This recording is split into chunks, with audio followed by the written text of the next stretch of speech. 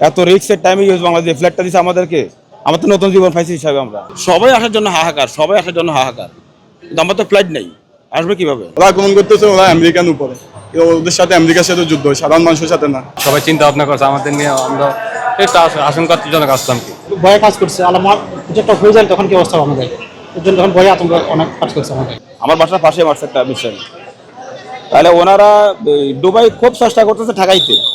Minimum ওনারা বলছে 97% ওনারা ঠেকাই দিয়েছে, তার মানে 3% পড়তেছে নিচ্ছে। তাহলে 3% পরিস্থিতি 90 নেই, যদি 100% পড়ে তাহলে কি পরিস্থিতি হবে? দুবাই সরকার বলতেছে ওরা 97% ঠেকাই দিয়েছে, 3% নিচে পড়তেছে, 3% পরিস্থিতি যদি পুরা পড়ে তখন কি পরিস্থিতি হবে?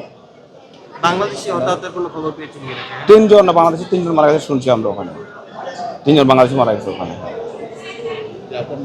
আমার নাম ওমর ফারুক। আমি ওখানে 5 বছর হয়ে গেছে, 5 বছর।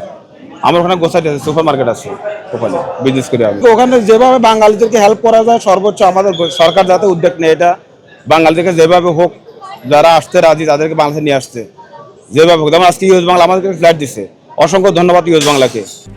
RICL TMX, যুগের পর যুগ স্থাপনা থাকে মজবুত। অবশ্য পরিবার স্বজন অবশ্য দেশ থেকে অনেক টেনশন করে, কিন্তু আমরা যারা ওখানে আছি আমরা জানি আমাদের পরিস্থিতি কি, ঠিক আছে। আর দুবাই সরকার সবসময় মানুষের পাশে আছে নিরাপত্তা সেফটির জন্য। আর ওখানে তো সাধারণ মানুষের উপর তো ওরা তো আক্রমণ করবে না, ওখানে ইরানিয়ার মানুষও আছে, বাংলাদেশ বিশ্বের সব দেশের মানুষ আছে, ওরা আক্রমণ করতেছে ওরা আমেরিকান উপরে, ওদের সাথে আমেরিকার সাথে যুদ্ধ হয়, সাধারণ মানুষের সাথে না। তো আমেরিকান যা যা আছে ওখানে ওরা অ্যাটাক করতেছে। বাস ইউএস বাংলা ফাইট না ফাটালে আমাদের অনেক টেনশন, আরও দুশ্চিন্তা আরও বেড়ে যেত। ইউএস বাংলাকে আমার পক্ষ থেকে এবং সাধারণ প্রবাসীর পক্ষ থেকে থ্যাংক ইউ, ধন্যবাদ। ভয়ে কাজ করছে। আমার যেটা হয়ে যায় তখন কি অবস্থা হবে আমাদের, এর জন্য তখন ভয়ে আতঙ্ক অনেক কাজ করছে আমাদের। পরিবারের সাথে কথা বলা, কথা তো সবসময় হয়, রেগুলার হয়, পরিবারের সাথে সবসময় কথা হয়, বার্তা হয়, কোনো সমস্যা হয় না।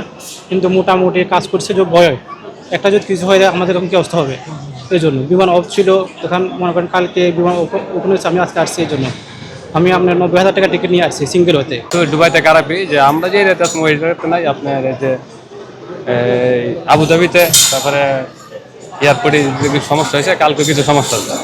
এই যে কালকে হচ্ছে বুর্জ খলিফার কাছে। ফ্লাইট কবে ছিল? আমার ফ্লাইট ছিল 12টা বাজে। না, আজকে ছিল নাকি এর আগে ক্যান্সেল? না, আমার ফ্লাইট ছিল 2 তারিখে। আমরা হয়েছে যে চিন্তা ভাবনা, সবাই চিন্তা ভাবনা শঙ্কিত অনেক, যে কি হালচাল, মানে সবাই চিন্তা ভাবনা করছে আমাদের নিয়ে, আমরা একটা আশঙ্কাজনক আসলাম কি। আচ্ছা, তো এখন আজকে দেশে ফিরতে পারলেন, ইউএস বাংলার একটা বিশেষ ফ্লাইটে, তাদের এই উদ্যোগটা কিভাবে দেখছেন? কিন্তু ইনশাআল্লাহ আলহামদুলিল্লাহ ভালো, তারা ভালো একটা সার্ভিস দিয়েছে।